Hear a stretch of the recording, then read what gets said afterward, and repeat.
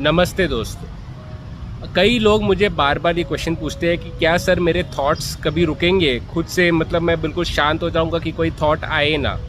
देखो, इसे समझने के लिए पहले ये समझो कि दो तरह के विचार होते हैं। एक होते हैं ऑटोमेटिक विचार, आप आराम से बैठे हुए हो और आपके दिमाग में खुद ही चल रहा है कि अरे यार उसने मुझे उस दिन ये बोला, आज मुझे ब्रेकफास्ट में मैंने यार पोहा खा लिया, मुझको तो इडली खानी चाहिए थी, मैं कल क्या बनाऊंगा खाने में, और उसके बाद इसको ये बोला, मैं आगे क्या करूँगा, मैं तो लूज़र हूँ, मेरा तो फ्यूचर। खुद ही दिमाग में कमेंट्री चलती रहती है, तुम खुद उसमें ज़ोर नहीं लगाते हो।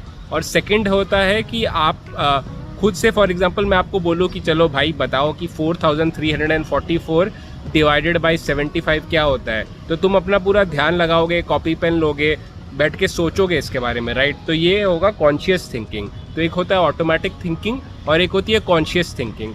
अब तुम परेशान हो ऑटोमेटिक थिंकिंग से, यार जब मुझे चाहिए होता है दिमाग में सोच लेता हूँ कि मुझे कहाँ जाना है, आगरा से दिल्ली कैसे जाना है, कौन सी बस पकड़ूंगा, तुम कॉन्शियस थिंकिंग करोगे और रास्ता निकाल लोगे।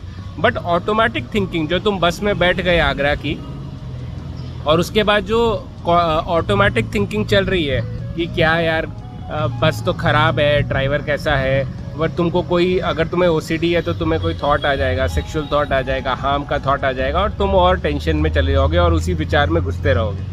अब देखो, इसका ये आंसर ये है कि जो ऑटोमेटिक विचार है वो हमारे ना एवोल्यूशन, जो एवोल्यूशन से हम बने हैं, उसका एक बहुत तगड़ा फीचर है। हमारा ब्रेन बहुत जल्दी फास्ट है ना, तभी तो कहते हैं हमारा brain faster than speed of light. हम बैठे हुए हैं इधर और मैं लंदन पहुंच गया।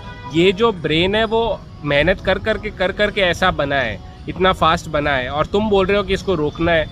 देखो, तुमको क्या है कि तुमको फॉर एग्जांपल तुमको कोई एक खिलौना दे दिया जाए, या फॉर एग्जांपल तुमको एक लैपटॉप दे दिया जाए, बहुत ही अच्छा लैपटॉप एप्पल का, और तुमको सिखाया ही ना जाए कि उसको यूज़ कैसे करना है, तो तुम कैसे करोगे उसको यूज़?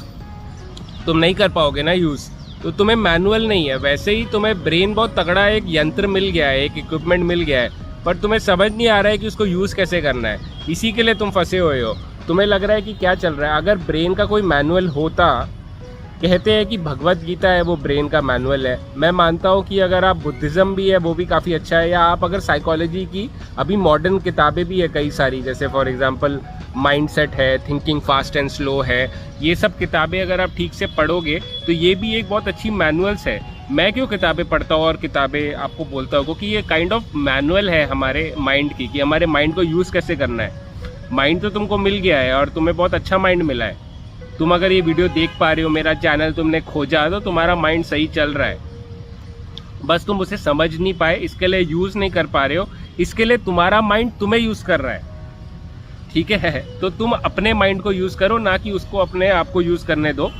तो उसको समझने के लिए मैनुअल्स पढ़ने पड़ेंगे, किताबें पढ़नी पड़ेगी, नॉलेज लेना पड़ेगा। वीडियोस भी देख सकते हो, मेरी वीडियोस देख सकते हो, और भी अच्छे अच्छे चैनल्स हैं उनकी वीडियोस देखो, पर समझो अपने माइंड को, तब तुम उसे कंट्रोल कर पाओगे, मैनेज कर पाओगे, ठीक है। जो थॉट्स को मैनेज करने का सबसे अच्छा तरीका मेरे हिसाब से तो मेडिटेशन होता है। मेडिटेशन से आप अपने विचारों से दूरी बना सकते हो, कि हर कोई विचार आया कि फॉर एग्जांपल मैं इसको मार दूंगा, या मेरा स्टोव ऑन है कि ऑफ है, इधर मैं आराम से पार्क में बैठा हूँ और मुझे विचार आ गया, तो मैं बैठ के सोचूंगा नहीं अरे स्टोव ऑन किया था ऑफ किया था, मैं उसको लेट गो कर सकता हूँ।